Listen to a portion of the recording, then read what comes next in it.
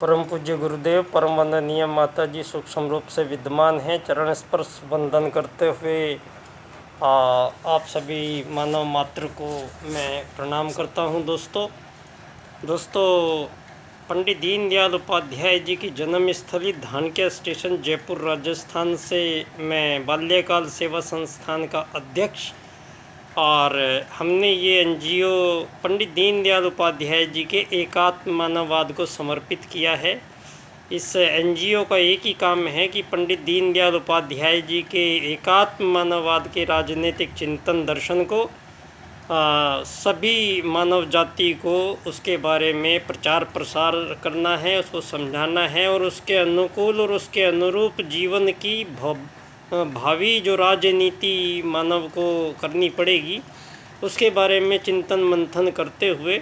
और धरती के पहले राजा मनु थे। मनुवाद पहला राजनीतिक दर्शन था जो वेद आधारित था। वेद ज्ञान धर्म अर्थ काम मोक्ष की प्राप्ति के लिए मानव धरती पे आया था, तो उसी के अनुरूप उसका जीवन लक्ष्य तय करके दिया गया था।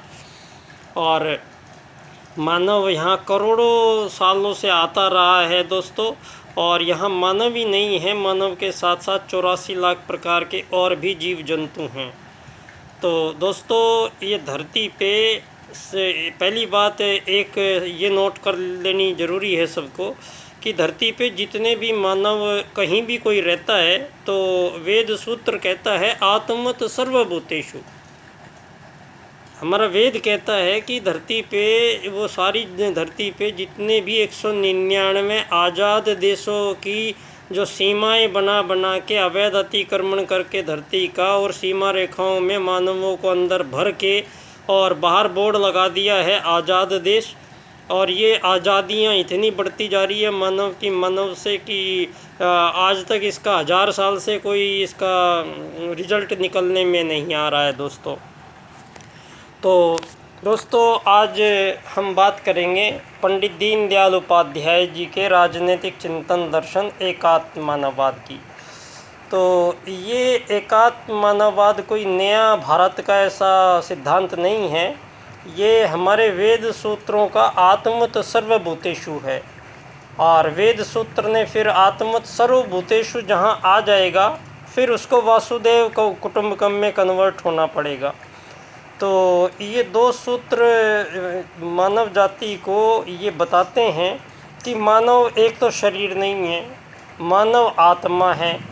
और मानव आत्मा है तो उसका लिंक डायरेक्ट परमात्मा से है। और वो यहाँ धरती का वासी है नहीं, मूल निवासी मानव धरती का है नहीं। मूल निवासी वो ईश्वर के धाम का है। तो यहाँ धरती पे कोई भी आदमी को मूल निवास प्रमाण पत्र नहीं दिया जा सकता, पहली बात।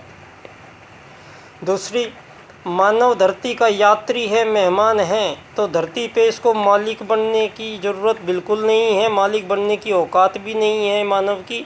किसी भी चीज़ धरती पे किसी भी एक पदार्थ का, किसी भी एक चीज़ का मालिक कहलाने का अधिकारी मानव बिल्कुल नहीं है, क्योंकि वो तो धरती का केवल एक यात्री है। ये बात हमें पंडित दीनदयाल उपाध्याय जी यहीं से शुरू करते हैं जहाँ परम पूज्य गुरुदेव शुरू करते हैं कि मैं कौन हूँ, मानव कौन है, मानव की पहचान क्या है। तो परम पूज्य गुरुदेव कहते हैं कि मानव तो आत्मा है। तो पंडित दीनदयाल जी कहते हैं कि एकात्म मानववाद का राजनीतिक सिद्धांत होना चाहिए। आत्मा को धर्म में जिक्र करते हैं, चर्चा करते हैं। सारी धरती के सारे मानव ये बात मानते हैं कि हमारे अंदर कोई एक आत्मा, एक रूह रहती है और वो मानते हैं धर्म के मामले में। लेकिन यहाँ पिछले हज़ारों सालों से षड्यंत्र पूर्वक धर्म को राजनीति से अलग कर दिया गया है। आज जितने भी दुनिया में सारे धार्मिक संस्थान हैं वो राजनीति पे कोई बोलता नहीं है, राजनीति के बारे में कोई चर्चा नहीं करता है। लेकिन हमारे परम पूज्य गुरुदेव ने कहा है कि राजनीति में भी भाग लेना है, क्योंकि परम पूज्य गुरुदेव का है युग परिवर्तन। और युग परिवर्तन कोई एक दो लोगों से संभव नहीं होगा। ये एक दो 7-8 प्रकल्पों से पूरा नहीं होगा। ये जो सूत्र पूरे युग का परिवर्तन करने का जो काम करेंगे वो दीनदयाल जी के 4 सूत्र उस लय में बैठ रहे हैं दोस्तों। आर्थिक लोकतंत्र द्वारा अर्थायाम आधारित एकात्म मानववाद की स्थापना से अंत्योदय की प्राप्ति होगी। तो अंत्योदय, आप जिसको अंत्योदय कह रहे हैं, ये अंत्योदय पहले नहीं आएगा। अंत्योदय अंत के व्यक्ति को लाभ पहुंचाना अंत्योदय नहीं होता है। अंत्योदय का मतलब है कि जब सारे अंत के आदमी अगली लाइन में आके खड़े हो जाएंगे तो पीछे कोई अंत में फिर बचेगा ही नहीं दोबारा। तो ये स्थिति लानी है और सारे संसार के 7 अरब लोगों को एक ही लाइन में गुरुजी खड़ा करते हैं। गुरुजी ने स्पष्ट घोषणा है कि सारी धरती के सारे मानवों को एक ही धुरी पे इकट्ठा करेंगे, सारी धरती के मानवों का एक ही धर्म होगा, सारे मानवों की एक ही शिक्षा होगी, सारे मानवों के पास एक ही रुपया होगा, सारे मानवों का एक ही अधिकार और कर्तव्य होगा धरती पे। तो ये युग बदलना है। तो युग में बदलेगा कैसे? युग में बदल क्या रहा है? युग में मानव की पहचान बदल रही है कि मानव एक शरीर नहीं है, एक आत्मा है।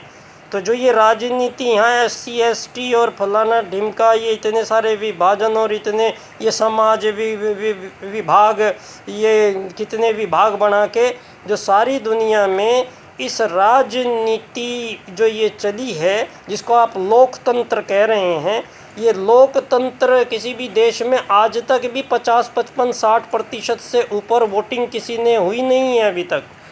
और इन 50% वोटिंग में भी 4 आदमी खड़े हो जाते हैं तो जो 20% वोटिंग लेके आ जाता है आप उसको विजेता घोषित कर देते हैं और गिनी चुनी संख्या आपकी लोकसभा और विधानसभा में उनको चुन के वहाँ बिठा दिया जाता है। उन्हीं में से प्रधानमंत्री चुन लिया जाता है और अपनी सरकार चलाते हैं। अब ये सरकार चलती कैसे है? ये सरकार खाली पैकेज आधारित सरकारें सारी दुनिया में राजनीति के माध्यम से बनाई गई है। और सारी दुनिया में सभी आज़ाद देशों में किसी में 2 पार्टियां हैं, किसी में 3 पार्टियां हैं। एक बार वो पार्टी आएगी, दूसरी बार वो पार्टी आएगी। चुनाव में हमें ये भ्रम हो जाता है कि हमारे देश के हमारे ही लोग हमारे लिए ही कानून बना रहे हैं, हमारे लिए ही सब कुछ कर रहे हैं, तो अपने लोग हैं। ऐसा है नहीं दोस्तों। किसी भी देश की जितनी भी सरकारें आ रही हैं, जा रही हैं, बन रही है, वो सारी सरकारों को आज़ादी का सर्टिफिकेट देने से पहले ही उन लोगों ने ये हस्ताक्षर करा रखे हैं सबसे कि आज़ाद होने के बाद देश की आर्थिक नीति वो आर्थिक उदारीकरणवाद, आर्थिक वैश्वीकरणवाद से चलेगी। तो आज सारी दुनिया में पूंजीपतियों का जो सरकारों ने ये जो क्लब को मान्यता दी है, प्राइवेट सेक्टर, ये हो ही नहीं सकता है। धरती पे मानवों के बीच में सतयुग के बाद में जब मानवों के बीच में बात आई कि पाप बढ़ने लगे हैं, तो मानवों ने बैठ के चिंतन मनन करके और वहाँ पे राजनीति का पहला निर्धारण किया। और राजनीति का निर्धारण कैसे किया? 3 चुनाव किए लोगों ने। एक चुनाव किया धर्म का या अधर्म का, एक किया नीति का या अनीति का, एक किया राजकता का या अराजकता का। तो तीनों चुनाव के बाद जो लोगों ने नई राजनीति दुनिया को दी है मनुवाद के बाद में, मनुवाद के साथ भी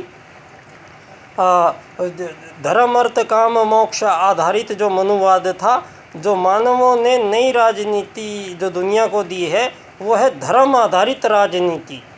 और यहाँ फिर त्रुटि क्या हुई धर्म आधारित राजनीति में? आप लोगों ने धर्म को एक ऐसा शब्द दे दिया जिसका कोई वजूद ही नहीं है। धर्म निरपेक्षता से चलने वाले जितने भी देश हैं, इसका मतलब है या तो धर्म के सापेक्ष हैं या धर्म के निरपेक्ष हैं। तो धर्म के निरपेक्ष का मतलब हुआ कि धर्म के विरुद्ध चलने वाले देश धर्म निरपेक्ष देश कहलाएंगे। तो ये धर्म के विरुद्ध जब मानव जाति जा रही है तो ये तो पाप पतन पराभव की ओर जा रही है। तो ऐसे में युग का निर्माण, युग का परिवर्तन होना अवश्यम भावी हो जाता है दोस्तों। तो ये पूरा युग का निर्माण और पूरे युग का परिवर्तन एकात्म मानववाद आत्मत सर्वभूतेषु को सिद्ध करता है। परम पूज्य गुरुदेव वासुदेव कुटुंबकम को सिद्ध करते हैं। दोनों का मिलान हो जाएगा तो सारे विश्व को एक नई राजनीति मिल जाएगी, जिस राजनीति में धरती पे ना तो कोई अमीर होगा, ना कोई गरीब होगा, ना कोई मालिक होगा, ना कोई नौकर होगा। सभी धरती के यात्री कहलाएंगे, यात्री की तरह आएंगे, यात्री की रहेंगे, यात्री की तरह जाएंगे। तो धरती से